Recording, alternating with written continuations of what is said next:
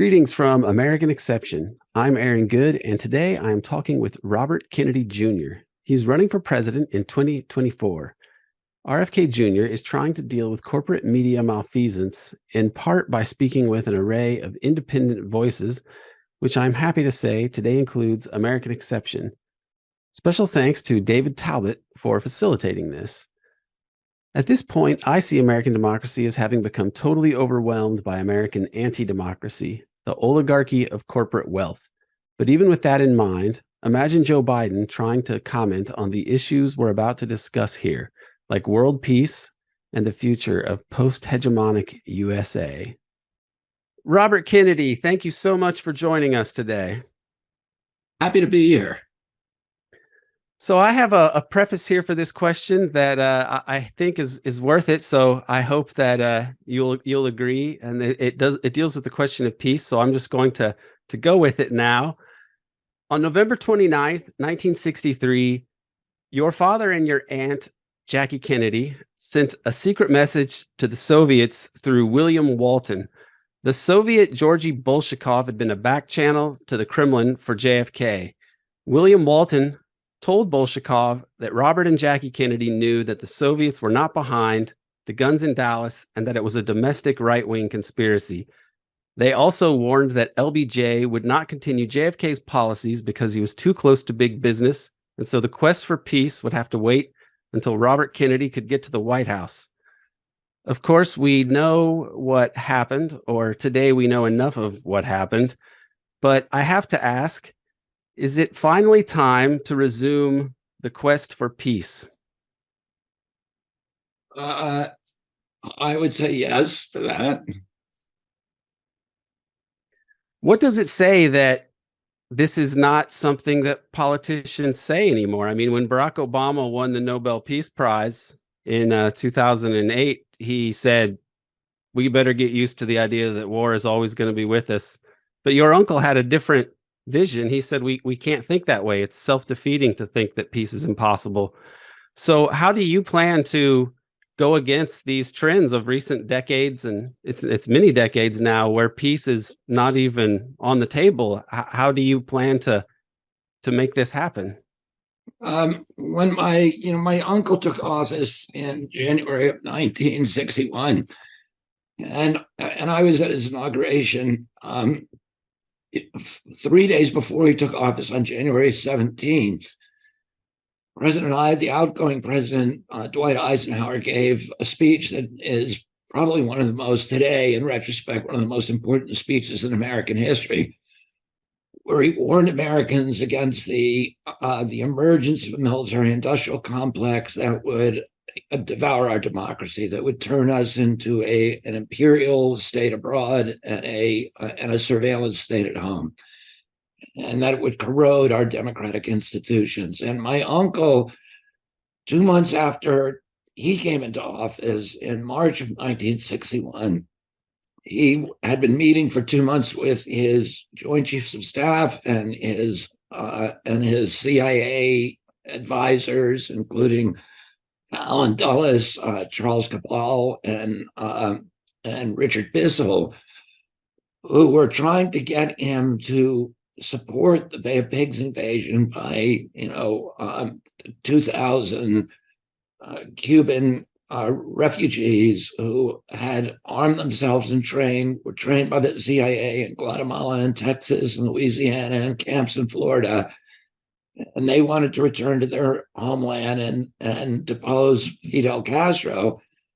And my uncle said he did not want to have the U.S. military support that because it was an independent country and it would be inconsistent with American values to begin a preemptive war against somebody who had not done anything to the United States that was warlike, that should provoke a war.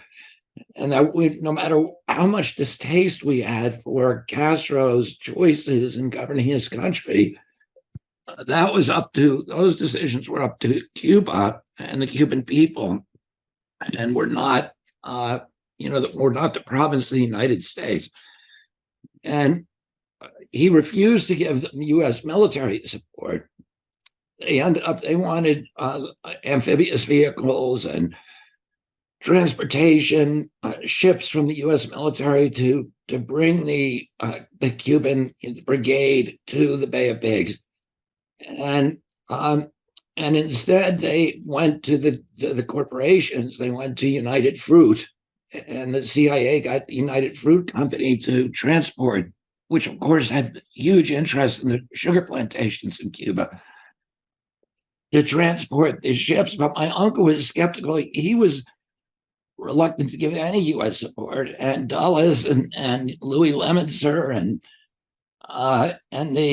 Cabell and Richard Bissell said, we've armed these people. We can't. There's nothing else we can do with them. They'd actually be dangerous if we kept them in the United States.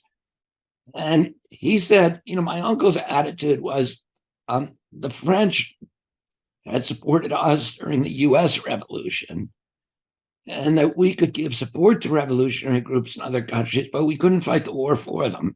And we shouldn't do anything that looked like a U.S. invasion. And they lied to him, and they said that as soon as the Bay of Pigs Brigade landed, the Cuban people, that Castro was so unpopular, the Cuban people were going to rise up and throw him out of office. They just needed a spark to light this nascent revolution. And they knew at the time that was a lie. And they knew that Castro was actually immensely popular in Cuba at that time. And and my father later found this out because he sent two aides down who spent weekends over a year negotiating with Castro over the release of the Bay of Pigs prisoners. And they ended up going to baseball games with him and traveling around the country. And they told me, John Nolan, who's one of those two, told me that when they walked into a stadium and the people saw Castro, they would spontaneously rise and give him a prolonged standing ovation, and that it was clearly not orchestrated. It was people were fervent in that belief, but also he had a very well organized military, and he had an intelligence service that was, as good as any in the world, and so Dulles and the other CIA doyens knew they were lying to my uncle, and what they believed is that if they landed the brigade on the shore, and it was clear that they were about to be defeated, then my uncle would send in the Essex, which was the U.S. aircraft carrier, and give them air cover, and then the U.S. would be committed to getting rid of Castro. And my uncle later said this. He said they believed that a young president would collapse and send in the Essex and the military, and they misjudged me. During the height of that fight, when it was clear that the Cuban refugees, the brigade, was losing disastrously, he came out of his office and he said to one of his aides, I want to take the CIA, shatter it into 1,000 pieces, and scatter it to the winds. And he understood from that moment on. My grandfather, he looked at that as a catastrophe for his administration. And in fact, he said to his father, I think I should resign. And his father said, it's the best thing that could happen to you, because my grandfather, Joseph Kennedy, who was very skeptical of the military his entire life, he said, it's good that you learned who these guys were at the outset, and now you know. And my uncle, had fought in the war, World War II. He was a war hero, and he understood the brutality and the savagery of war. And he said to his best friend, one of his best friends, Ben Bradley, who was the publisher of the Washington Post, that the primary job of a president was to keep the country out of war.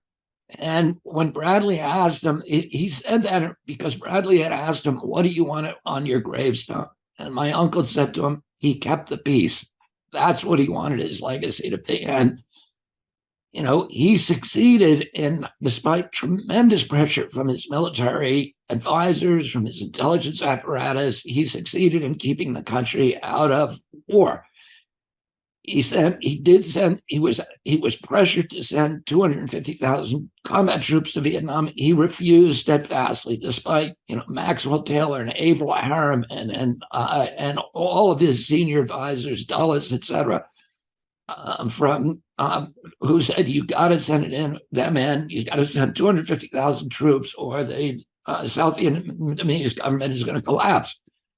He refused to do it. He ultimately sent 16,000 military advisors, mainly Green Berets, who were forbidden under the rules of engagement from engaging in combat. Now, a lot of them did engage in combat, but 2 weeks before he died, and incidentally, 16,000 troops is fewer troops than he sent to get one black man, James Meredith, into Ole Miss, into the University of Mississippi.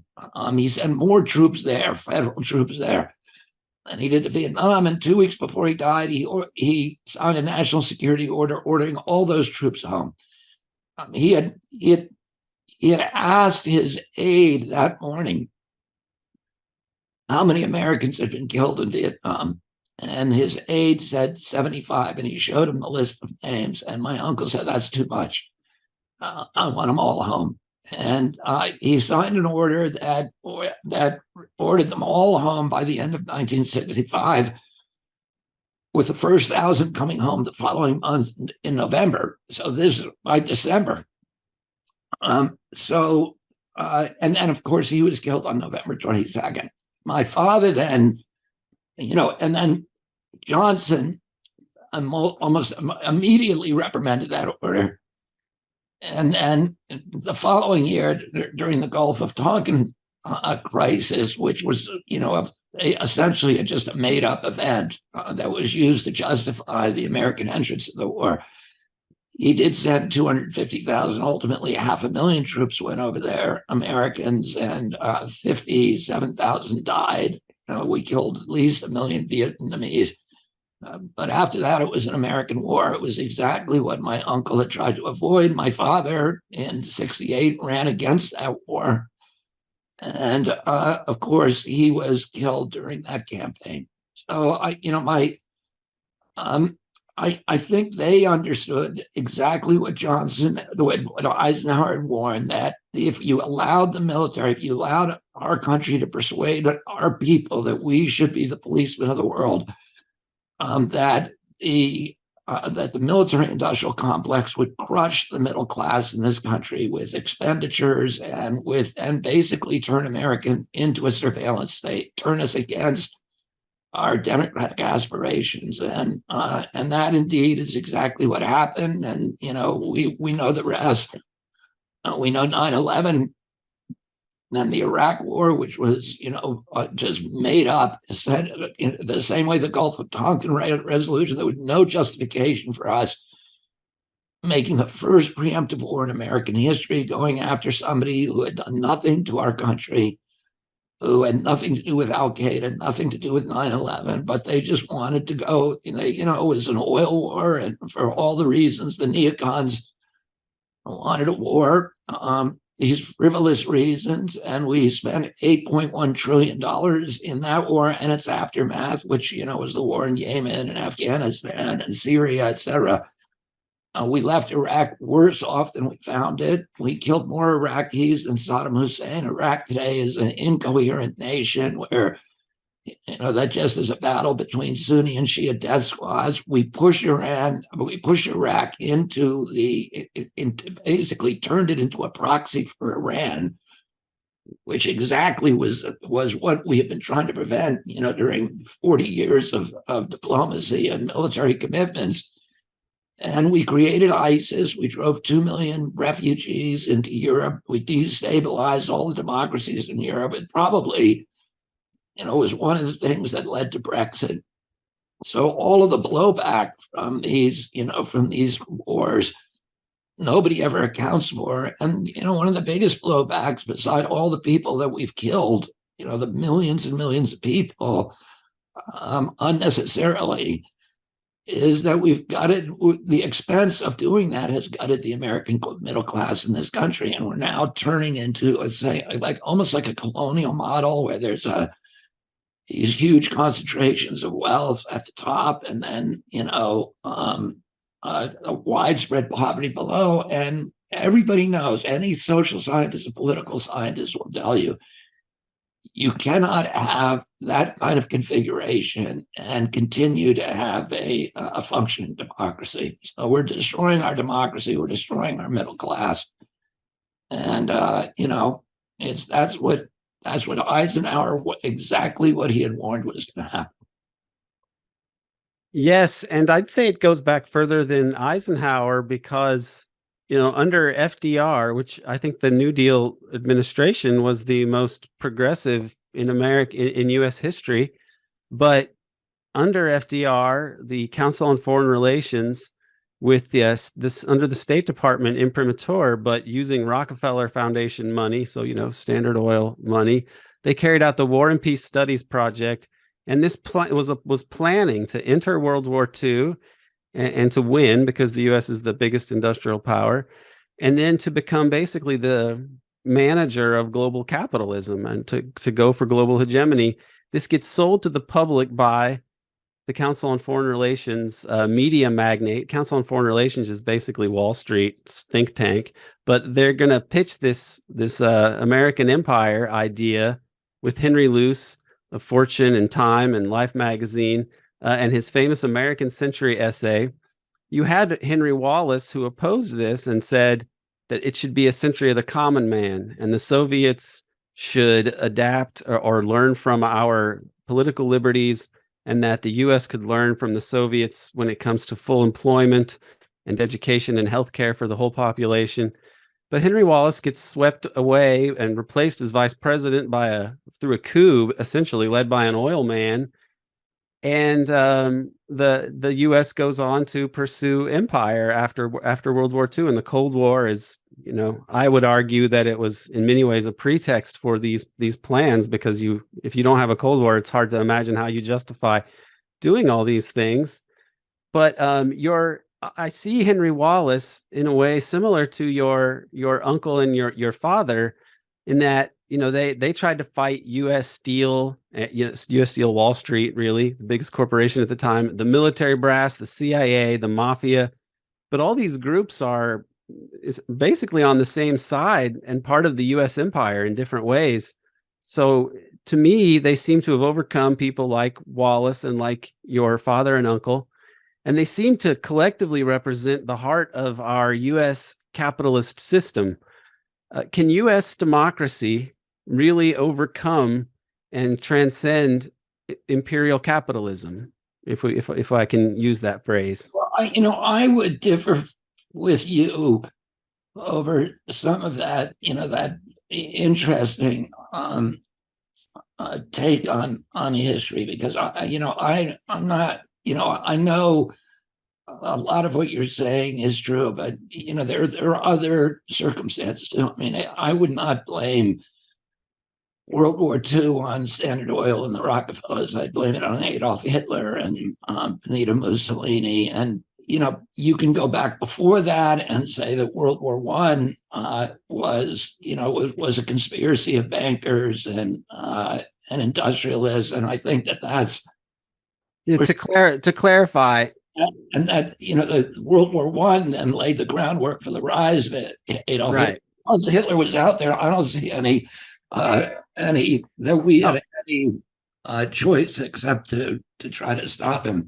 Right. I'm not saying that that World War II was organized that way. I'm saying that in the U.S., these forces were assessing the situation and looking at what the U.S. should do, and going for a bigger role for the U.S. in the world. Of course, those groups, are programmed to take advantage of crises and turn them into opportunities for imposing control and to de-democratize America. But I think Henry Wallace was, and I love Henry Wallace. I love to read his writings. He was not a popular, very, very popular political figure at that time, and he wasn't he wasn't as adept at politics as FDR was, but FDR shared a lot of his idealism. And the Atlantic Charter, it was really a manifestation of that kind of wonderful side of FDR, where he basically dragooned Churchill into agreeing to release the British colonies in Africa and elsewhere in exchange for the U.S. entrance to the war. So he leveraged our assistance in the war to, for the cause of nationalism in the developing world. And so we didn't lose everything with Henry Wallace. We had a president who I think did not want our country to become an imperium. He was very different than his cousin, Teddy Roosevelt, who was the champion of kind of the imperial America. And my uncle was part of that FDR tradition. My uncle had been rescued when his boat, the PT-109, was cut in two by a Japanese destroyer in the middle of the night in the Blackett Straits off the Solomon Island. He swam 6 miles to an island with his crew members, and they were hiding out on the island. Well, they could watch the Japanese patrol boats looking for them, and they would have been in prison camps or been killed if they had been caught. And the 2 Solomon Islanders landed on that island, and my uncle to collect coconuts. And they were in a canoe, a dugout, and my uncle carved his coordinates and a note that said JPK, Captain Kennedy with us. I think it was 8 crew members or 9 crew members. And he put the coordinates down, and those 2 Solomon Islanders risked their own lives to bring that coconut in a big pile of coconuts in their boat 30 miles across the ocean to the British base to give it to the British commander. And my uncle's life was saved. And I think, that was part of his, the background of assumptions that he brought to office, that, it was a colonized population of, individual acting out of great courage who had saved his own life. And that those kind of people ought to be able to govern themselves. And when he took control of the subcommittee on African affairs in the United States Senate, he fought harder than anybody to get the European colonial powers out of Africa and out of the Mideast. I've run into so many people who bear my uncle's name, and people in the Arab countries who remember this famous speech he gave in 1956, where, all the liberals in our country condemned him. Adlai Stevenson condemned him because he said, Europeans need to get out. The Arabs should be running Arabia, and the Africans should be running Africa. It shouldn't be the European nations. And at that time, the European nations were limping along, and the only thing keeping them alive was the colonies that, if they could strip mine for their resources. And people in the United States, including the Republicans and Democrats, said we've got to bolster the European countries and continue to allow them to exploit their colonial possessions. And my uncle said, no, that's not the world that America should be fighting for. We were a colonial country. We should respect their aspirations also to be free, and we should support them, even if it puts us at odds with the Europeans. So he had that. I'll tell you a story that when I was a little kid, my father came home with a film called Africa Speaks. I think when I was 6 or 7 years old, my uncle was still in the White House. I was 7 years old, and we had a little, we had a screen in our basement that was kind of a portable movie screen, and he had a 16 millimeter movie, and he showed it to us, and I just became obsessed with Africa at that time. And I read every book that I could. I read all the Tarzan books. I read the Blue Nile, the White Nile, everything I could, all the picture books I could get on Africa, I got. And then in 19 well, I guess that was probably 59 or something.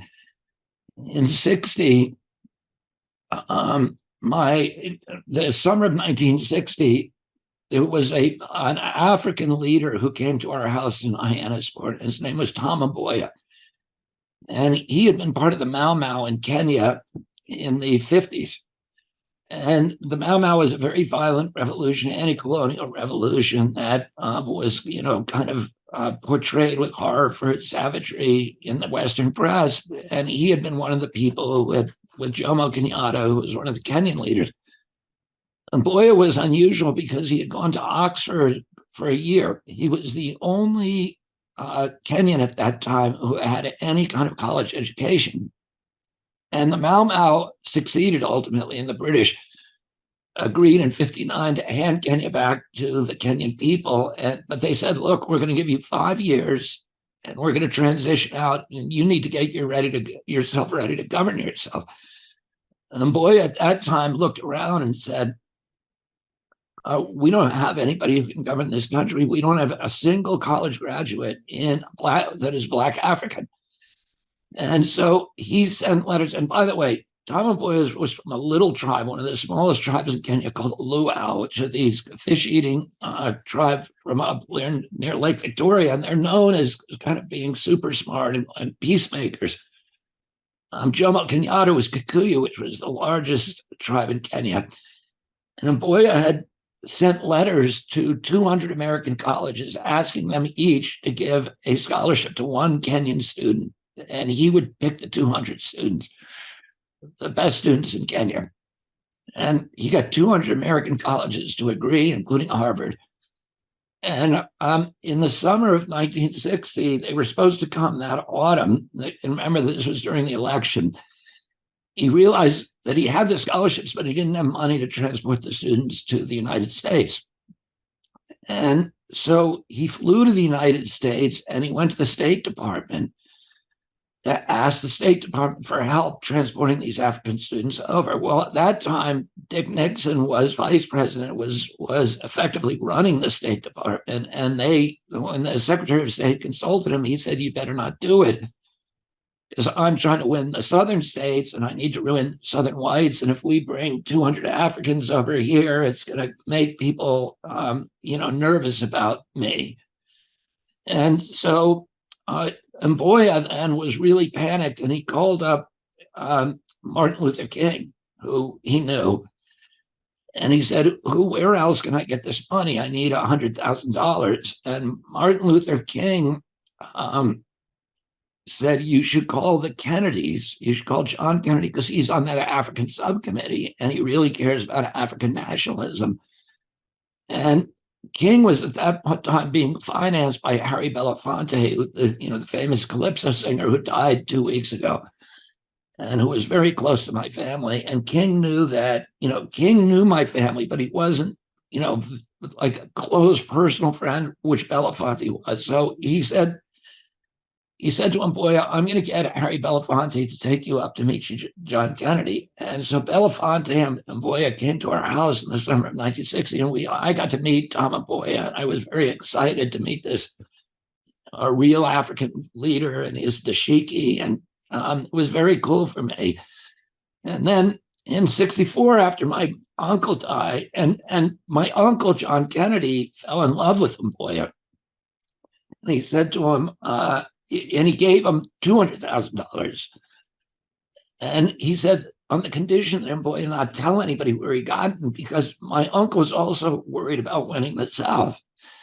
And Nixon found out that Jack had given Mboya the money, and he then branded it publicly. Oh, this is the Kennedy airlift. He's bringing Africans over, to the United States. When probably he thought we should be sending, blacks back to Africa, at that point. In 64, my uncle died 63. In 64, my uncle Sarge Schreiber, who had started the Peace Corps under, JFK and was still running it under LBJ, took me and my cousin Bobby Schreiber, who was my best friend and, the same age as me, to Africa for about 3 weeks. And we spent a lot of time with Tom Mboya. And then in June of 68, my father was killed. And my mother had at that point 10 kids with another one on the way. And she needed to get us, the older ones, out of the house for this summer so that she could get, some control over her life and figure out, what she was going to do. And so she sent my brother David went out to work for Cesar Chavez for the summer out in Delano. My sister Kathleen went to work for the Inuit Indians in Alaska. My brother Joe went with Everest climber Jim Whitaker, who'd been one of my father's best friends, to be a guide on Mount Rainier. And I was sent to Africa for the summer. And I spent a lot of that summer with Tom Mboya. And then I came home in August. The following September, Mboya, who was next in line to run Kenya after Kenyatta, passed, he was assassinated. He was murdered probably by Daniel Arap Moi, who eventually replaced Kenyatta. And scroll forward to 2004, I was living with Larry David in Martha's Vineyard. Larry later introduced me to my wife, Cheryl Hines, but at that point we were living together in Martha's Vineyard, and I was asked by the Democratic Convention in 2004, was in Boston, and the DNC asked me to come and deliver one of the keynote address on the environment. So Larry said he'd fly up with me, and we flew up in his plane. And I gave, my speech. But when we were in the green room, we met this young Illinois senator who had just been elected. No, I had never heard of him. He had a funny name, and he was going to do a speech after me. And he went, and it was Barack Obama, of course, and he went and did this speech that just blew the roof off the convention and teed him up for his run 4 years later. Made everybody in the Democratic Party fall in love with him. But we spent a lot of time with him at the convention that day. We had floor passes, so it was really fun. We got to go out on the floor into all of the, into all of the green rooms, etc. But we talked a lot to Obama, and he said that he was going to Martha's Vineyard that night. So we agreed to eat dinner with him. He was going down to raise money in Oaks Bluffs.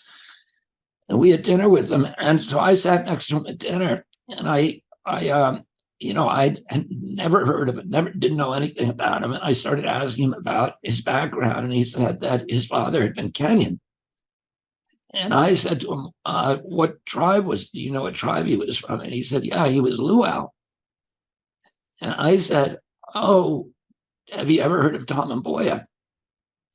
And he said to me, Tom Mboya is the reason I'm over in this country, because his father was the first student brought over on the Kennedy airlift. That was, just sort of an amazing experience that came out of my uncle's,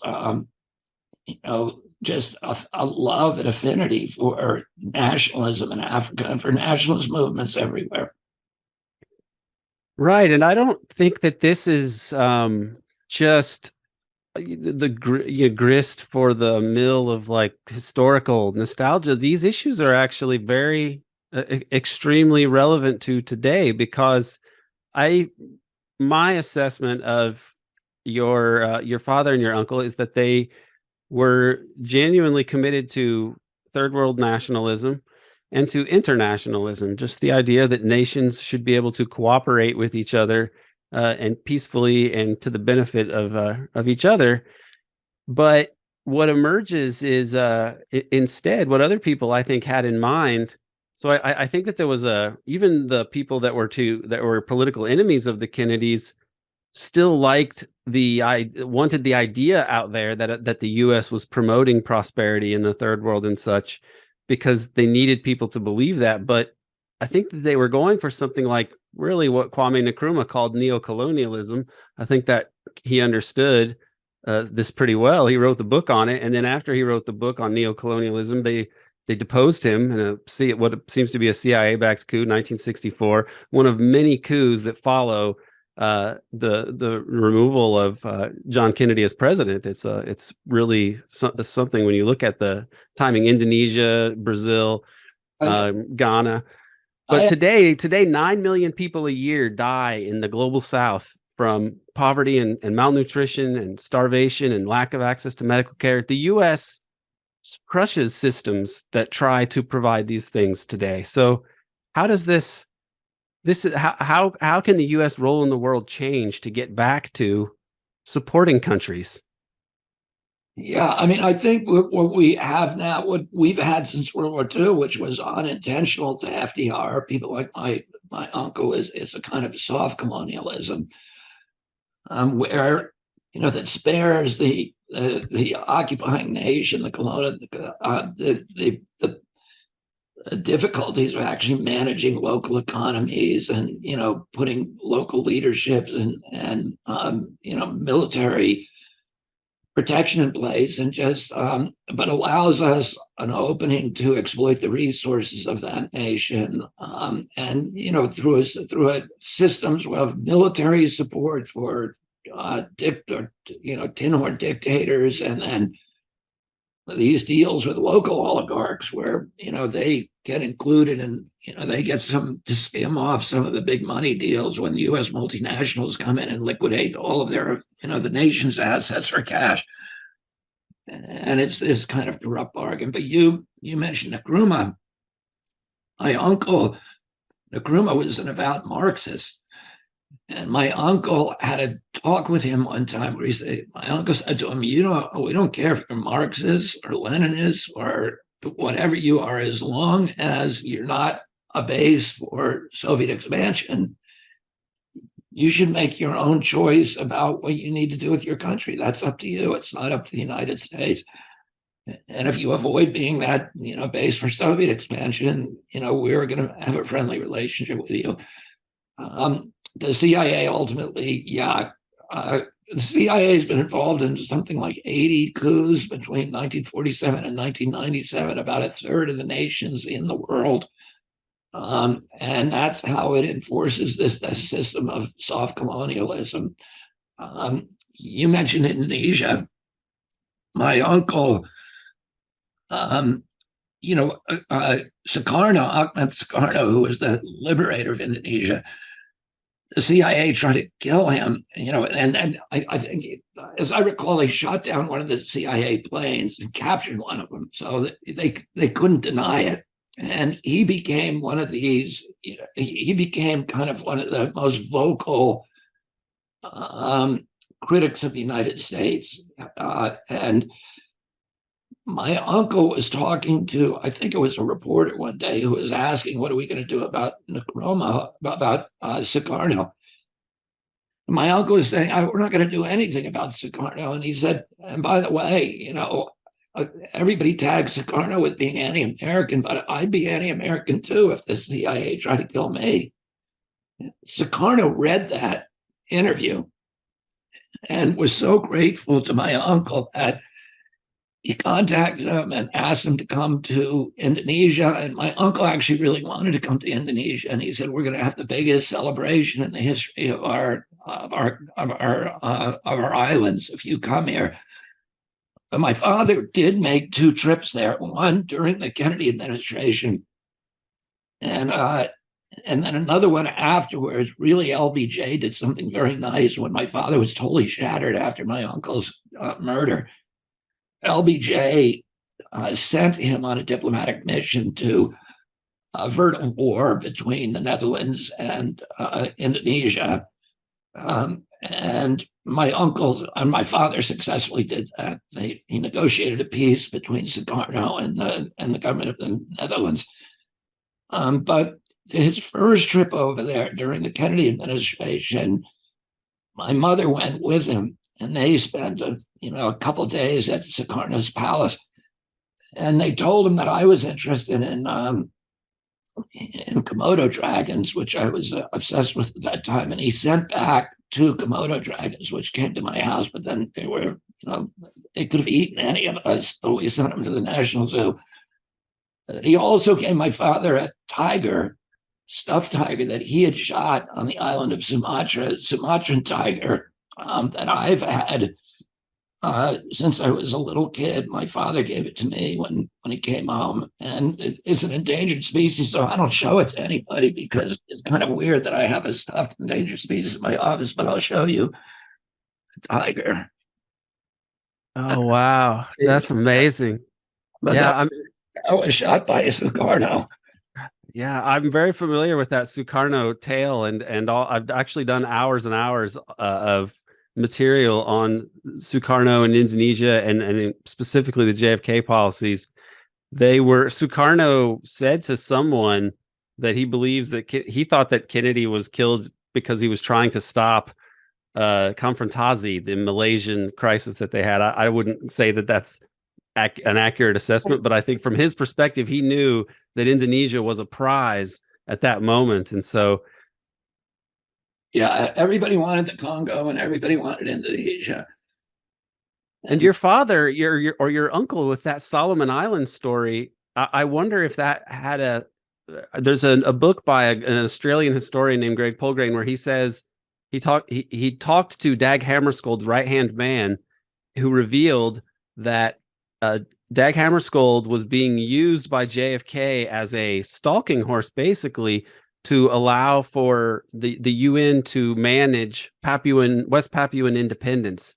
But when Dag Hammarskjöld gets killed, they can't do that, and because of Cold War calculations, JFK has to abandon that, and so West Papua gets absorbed by Indonesia. But there was so much at stake there, and it's like it takes decades to learn even what was really going on. You know, the two guys who rescued my uncle during the when he was elected president, he sent a message to the Solomon Island. It was a protectorate of Great Britain at that time, and he said he wanted them to come to his inauguration. He also, incidentally, he brought the admiral of the who was the captain of the battleship. He was by then an admiral, and it cut his ship in two and sunk him. And he invited that guy who I met at his inauguration. We were very excited to meet him because he was the guy who sank, Uncle Jack's ship. But he also was really excited about having the two Solomon Islanders who had saved his life come to his inauguration. But the British governor of the Solomon Islands was embarrassed because these guys, didn't own shoes and they could not speak English. So he picked two Solomon Islanders who were more presentable, who were more civilized, and he sent them instead, thinking that would fool my uncle or assuage him or something. And my uncle was so angry at them at that point. But years later, maybe about 10 years ago, my brother went to the Solomon Islands. My little brother Max went to the Solomon Islands with Bob Ballard, with what is Ballard's first name? The explorer. Is it Robert Ballard? I think it's Robert Ballard. But anyway, he went there with him to find the PT-109, and they did a diving expedition, and they went down with deep water submersibles, and they found an engine block that they thought was the remains of PT-109.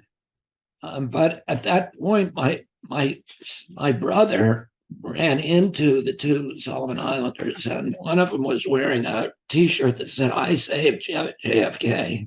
And when he saw Max, he just burst into tears, and he kissed him all over, and he was just weeping and weeping, and just this very, very kind of emotional reunion. It was really beautiful. Yeah, that's amazing. That's amazing. I mean, this I think that your uncle had an understanding of war that you don't find in people of that era, because he was there not as an officer, so he was actually involved in the combat. And people criticize JFK for policies of the US, and it's not as though all the imperial chicanery stopped under his watch at all by any means. I mean, you have things like Operation Mongoose, and even propping up the South Vietnamese government, whose legitimacy was very dubious in the first place. But there was an attempt to avoid war, and as you say, you listed in the beginning, every time that there was a question of hot war, he avoided it. Laos, Berlin, Vietnam really multiple times, Cuba multiple times, and this I do think is worth looking at and thinking about. But now in 2023, and it's we have enough history to understand the political parties in the U.S. I was growing up in Indiana, and my mom was a Democratic congressional staffer. I worked for the Democrats in 2004, and I was on the Obama campaign staff in 2008. I went to the inauguration and the staff ball, even. But when Obama ended up carrying out many of the George Bush policies and ended up saying we should look forward and not back when it came to crimes like torture and illegal war, it really disillusioned me. And oddly enough, or interestingly enough, at Oliver Stone's recommendation, I read the book JFK and the Unspeakable, and this radicalized me more, not because of I thought that one person is really a key the key to understanding U.S. history, but it's not. It's that all that it revealed about the history before and what followed was really illuminating. So this really radicalized me, and I watched the Democratic Party orchestrate two primaries that were farcical, I thought, in which they just destroyed Bernie Sanders to ensure that you would get a more corporate and pro-empire candidate. So how do you respond to those who say that reforming the Democrats is just not, and the Democratic Party is just not feasible? That it's almost like, I don't want to say reforming the mafia from the inside, but it's a difficult thing to even imagine how it could be done. How do you think that it can be done? Well, I mean, the only way it's going to be done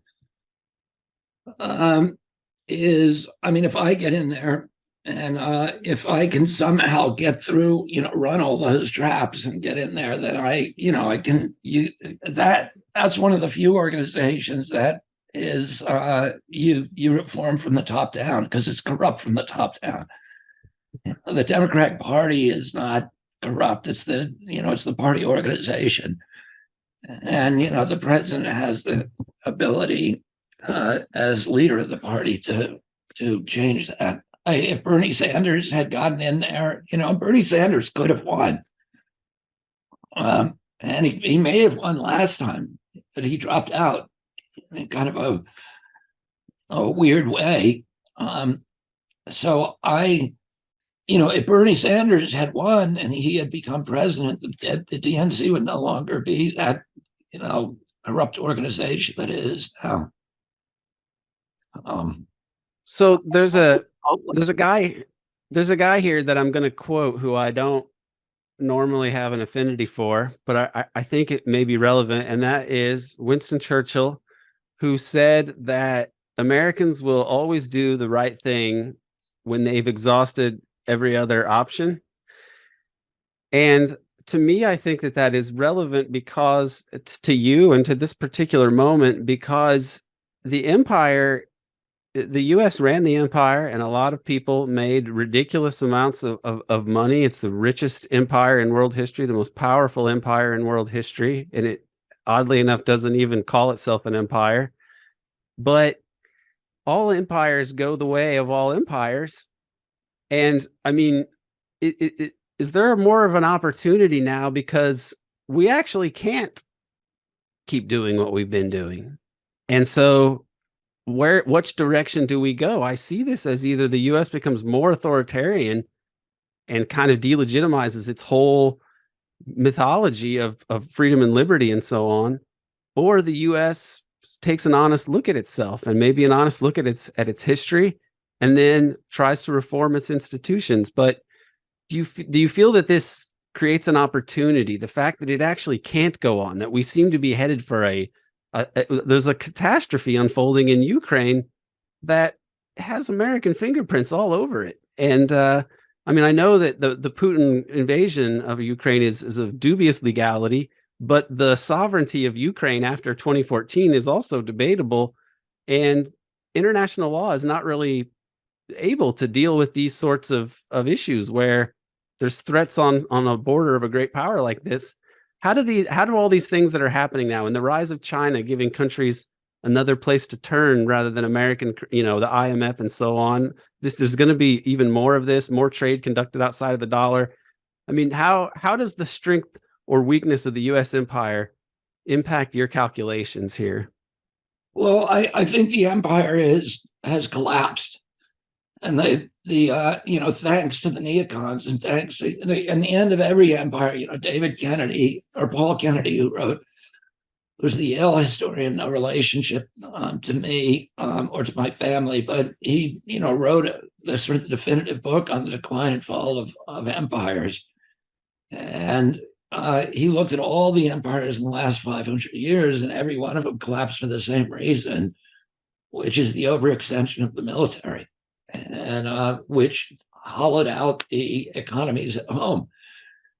And we are at the fin de cycle, the end of the cycle with the U.S. empire, and the sign of that is the Saudi Arabian defection to make an independent peace, a separate peace with Iran, orchestrated by the Chinese. And Saudi Arabia was the keystone to our entire defense strategy. We were going to create the Shia Crescent with Saudi, the Emirates, Oman, Abu Dhabi, Lebanon, Jordan, all the way up to Syria, had this kind of Syria Shia Crescent that would contain Iranian expansion in the region. And then the Saudis just walked away from it. They took away the keystone. We've spent $1.1 billion a year for the past decade. If you include the Homeland Security at home, because we spent about 8.4 billion on our military, but we also then the Homeland Security costs us. If you add that together, it's 1.1 trillion a year. We wouldn't need that Homeland Security if we weren't, bombing Iran and stationing troops in Mecca and doing bombing Iraq, etc. Oh, that's what it's cost us. That's and the middle class has shouldered that burden. While we spent 8.1 trillion bombing ports and roads and universities and hospitals all over the Mideast and Iraq and Syria, etc. The Chinese have spent the same amount, about 8 trillion, building roads and bridges and ports and projecting economic power rather than military power. And it's been a much better strategy. And now, the Chinese are eating our lunch. The Brazil, as you point out, has left the U.S. currency and is now making deals with the Chinese currency. Saudi Arabia is doing the same thing. Many other countries, and that's going to cost us the end of the U.S. dollar as the dominant currency will cost us 750 billion a year. So $750 billion. And we just can't sustain these military commitments anymore. We've spent 113 billion we've committed to Ukraine for a war that was utterly unnecessary, that we pressured the Ukrainian government, Zelensky, into prosecuting a war that everybody wanted to settle. The Russians wanted to settle it. Zelensky ran on a peace platform. He wanted to settle it. But we, the neocons, and in our country, and the ultra-right in his country, basically forced him into this war that is now destroyed Ukraine and killed 300,000 Ukrainian, the flower of Ukrainian youth. And it's not for no reason other than the geopolitical ambitions of the neocons and crushing Ukraine between these, these anvils of superpowers as a pawn in a geopolitical scheme. But it's now over. And the question is, how do we transition out of that? Are we going to do it in a way that that leaves us a chance to rebuild our nation at home? And that's what, I'm going to do as president. I'm going to bring the troops home. I'm going to close most of those 800 bases that we have abroad. We're going to do what my grandfather said that we should do, which is to make Fortress America, arm ourselves to the teeth around our borders, make ourselves too expensive to invade, and then build an economy, rebuild our middle class, a robust middle class at home, and project economic power abroad, not withdraw from the international scene, but to project moral authority and economic power and generosity and kindness, and economic financial partnerships the way that the Chinese are doing, and compete, with the Chinese, but on a financial basis, not on a military basis. And we can do that. We can beat the Chinese if we're fighting with the thing that we do best, which is business. I personally have been going through some family tragedies myself, and I know that you've had the Kennedy family has famously suffered some tragedies, and yet you're here running for president. And I am in my own small way worked and tried to use academic work to improve the world and responds to try to enlighten people or understand things myself about how we got to this point in history. How do you, as a human being, function and continue to try to go on and fight for something better for the world against very powerful forces, knowing that the chances of success are not, success is not guaranteed, and enormous, challenges are ahead? What do you do to steel yourself so that you are able to persevere under adversity and sometimes very heartbreaking conditions? What would you say to people about going on and just the how to persist in the face of all of this?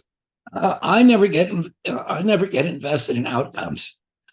I can't control the outcomes; those are in God's hands. I can only control my behavior. I can control the little piece of real estate inside of my own shoes, and I have to get up every morning and basically say, "Reporting for duty, sir," and then go out into the trenches and fight the battles. And it's irrelevant for me whether I win or lose.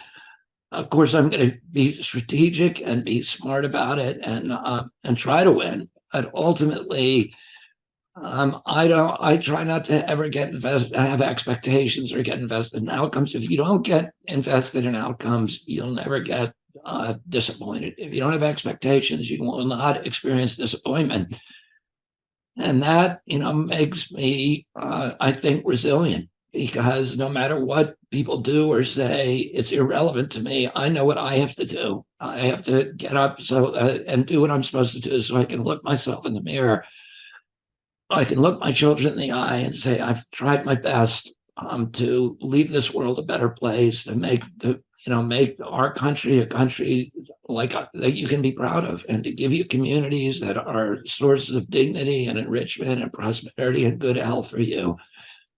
And I was in the environmental movement for most of my life.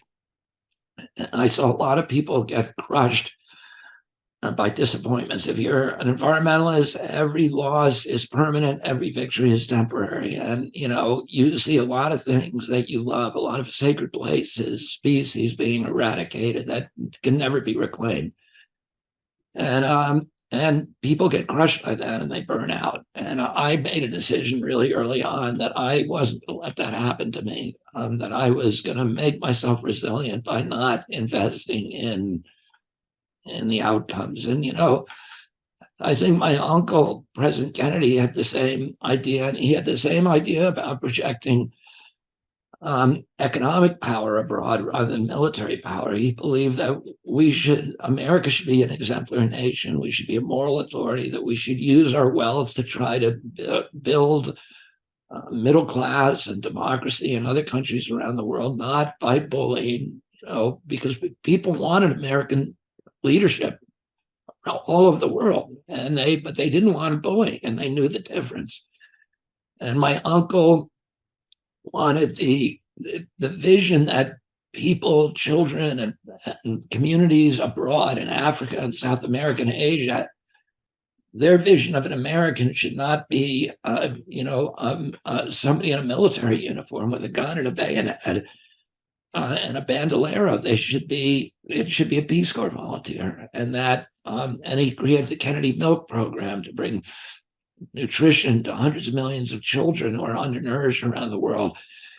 He created USAID, which at that point was an idealistic organization before the CIA took it over as a front. But it was created to rebuild or to build middle classes in these countries that were highly stratified. And he created the Alliance for Progress to do that in Latin America. And because of that, and I pointed this out in my speech in Boston, there are more roads named after John Kennedy, more boulevards, more hospitals, more schools, universities than any other United States president. I've met over my lifetime hundreds of children, of adults now, from Kenya, from Nigeria, from South Africa, from all over the world, whose name is Kennedy, because they loved my uncle and they loved America. And that is that is good for our national security. That's the best answer to our national security. Have people, who actually love our country rather than, fear it or resent it. And, I want to restore that vision of America that has moral authority, that has love and respect around the world. And, I'm pretty confident that I can do that. Robert F. Kennedy Jr., thank you very much for joining us here. Thanks for having me, Aaron. I want to thank Dana Chavaria for producing this episode and Mock Orange for providing the music. I'm going to quibble with one thing that Robert Kennedy Jr. just said, and that is that Henry Wallace was unpopular. Before the 1944 National Convention, Gallup asked Democratic voters whether they viewed favorably or unfavorably each of the top 4 contenders to replace Roosevelt if he didn't run again. Wallace's 57% favorability rating more than doubled that of his nearest competitor. So Wallace was not unpopular with voters, but he was unpopular with party bosses and insiders. As Kennedy just said, Wallace was not great at political maneuvering. I would say that this is largely a function of how incorruptible he was. I taught U.S. history for about 7 years, and at 2 points, on 2 separate occasions when teaching, I found something so sad personally that I got choked up. Not sobbing, really, but just very sad, choked up for a moment. The second time was when talking about Hiroshima, where I had actually taken students for Professor Kuznick's Japan Peace Study Tour. Afterwards, when I was talking with students about children who had died at Hiroshima, the gravity of it all really hit me. But the first time that I became, very sad while teaching was, in fact, when I was covering RFK's 1968 presidential campaign. I just find that whole saga to be very tragic on a personal human level, but then made all the worse for the national and international tragedy that it represented. During those years I was teaching high school, I actually used a quote from RFK Jr. in my lessons, specifically this quote about the 1968 campaign, where RFK Jr. says, "One memorable trip was to the Pine Ridge Reservation where my dad came across a broken down, dilapidated car with no wheels. There was an entire Sioux family living in that broken down car. My dad wept. I never saw my dad do that, but he did this time. My dad couldn't reconcile the condition of the American Indian in this democratic society." If you haven't seen it, I recommend the Netflix documentary on RFK. I would guess that if RFK Jr. keeps performing well, Netflix will pull this documentary. So I would suggest watching it sooner rather than later. I believe that these RFK Jr. discussions about his uncle and father could not be more relevant and necessary. This is not boomer nostalgia. We are living through decades of political and social decay because the apex of the U.S. regime has systematically crushed all opposition to its quest for global empire. In terms of gravity and pathos, I don't know if anything captures this tragic history as well as the saga of the Kennedy assassinations. I am not a supporter of the Democratic Party. I personally see them as being so corrupt that once it becomes clear that the party is not going to hold a fair primary, I think RFK Jr. should run as a third-party candidate. The U.S. empire is crumbling.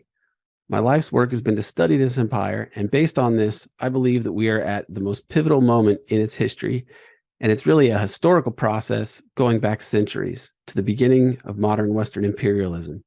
Think of the Portuguese and Spanish starting the age of exploration and thus the age of colonialism. For centuries, we had not just colonialism in today's global South, but also massive wars between Western imperial powers.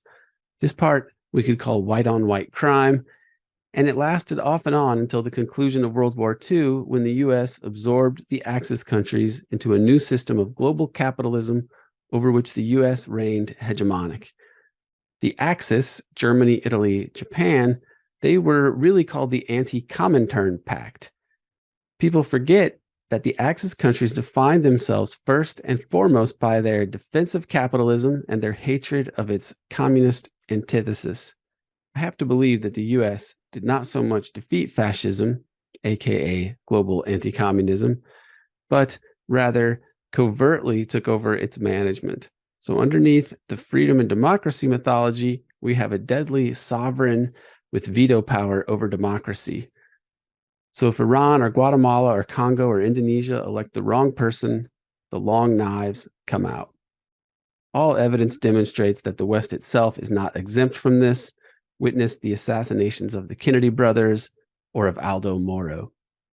The Kennedy brothers had to contend with the insane mythology of the Cold War, and there was much inertia in U.S. foreign policy which persisted in the Kennedy administration and which anyone can point to if they want to make anti-JFK arguments.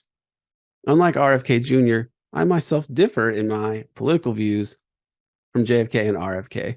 They were New Deal liberals. They believed that liberal democracy can overcome the forces which maintain and propel U.S. imperialism. We could say that the Kennedy brothers believed in the ballot and their enemies believed in the bullet. The Kennedy brothers also wanted to change the culture by educating the public. RFK tried to get a movie made about his book on organized crime, The Enemy Within. Despite RFK being from a wealthy family with ties to the film industry, and despite being the U.S. Attorney General and the brother of the president, and despite getting Paul Newman on board with the project, the Teamsters were able to threaten every film studio so that no one would take on the film. Similarly, JFK read the book 7 Days in May, a novel about right-wing generals who plot a coup to overthrow a president who was trying to sign a peace treaty with the Soviets. Kennedy felt that the subject was so important that he had his press secretary go out and enlist people to make a film version that could serve as a warning to the American people. They got John Frankenheimer to direct and Rod Serling to write the screenplay. It was filmed during the summer of 1963, and some of it was shot in front of the White House when JFK left town specifically so they could film on location. Tragically, the film could not be released before JFK was assassinated. While 7 Days in May was being filmed in the summer of 1963, JFK on consecutive days gave speeches calling for an end to Jim Crow and an end to the Cold War. My friend, the Swedish scholar Ola Tenander, referred me to a document that his friend had found, I believe, in West German archives. It describes how in 1962, a U.S. high-ranking Air Force officer met in Europe with Nazi assassin and terrorist Otto Skorzeny. The Nazi killer Otto Skorzeny was not a man that one would visit to discuss one's feelings. The meeting was to discuss how unhappy the military brass was with Kennedy's Cold War and civil rights policies. These people would have been apoplectic after JFK doubled down the following year, giving speeches calling for ending the Cold War and Jim Crow. But I have digressed. In sum, I am compelled to support RFK Jr.'s candidacy because he is the only presidential contender I've heard in my lifetime speaking to the intertwined and overriding imperatives of dealing with the lawlessness of the U.S. empire and the corporate corruption of politics, including the increasingly fascistic police state, censorship, and the persecution of whistleblowers who expose state crimes. Though I believe that the root cause of these problems can be found in capitalism as a system, I think it would be drastically better to be able to discuss these issues under an administration that is not overtly or covertly fascist. This isn't to say that I can predict the outcome of the Kennedy campaign. There's a whole spectrum of possibilities with victory at one extreme and assassination at the other. RFK Jr. knows this better than anyone. As he said in this interview, people should focus on the process and the journey and not fixate on the outcome. Given the stakes right now, we have to support anyone who is willing to chase the light while minding the darkness. If you would like to hear much more material on the suppressed aspects of U.S. history and politics, including lots on the Kennedy years, please subscribe to the American Exception podcast on Patreon.